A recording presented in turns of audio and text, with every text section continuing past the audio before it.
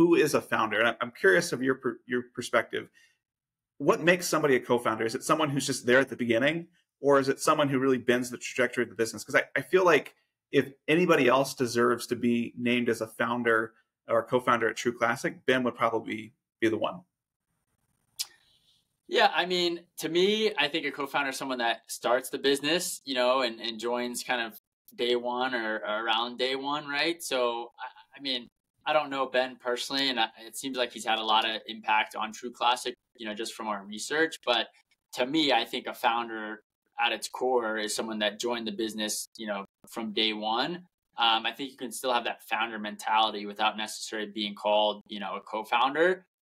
So that's my perspective. I mean, it could probably be debated. I mean, some people could probably say, well, it's a threshold of equity that you own in the business or something of that nature. But, to me, a true founder is someone that, was actually there starting the business.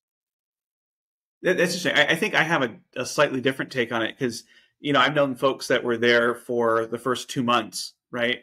And then they left the business. And so are they a co-founder? Well, their LinkedIn profile says they are, but I wouldn't argue that they were. In my opinion, yeah, I think that the equity threshold is probably an important piece. But I also think that it really comes down to who has an outsized impact on that company.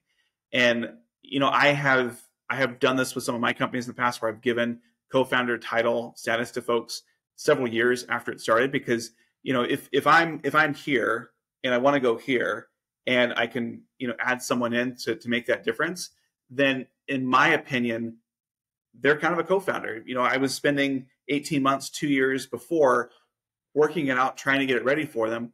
But then at the same time, they have to earn that co-founder status. And so in my kind of estimation, yes, you have to own a significant part of the company, but you really have to be able to show a massive impact.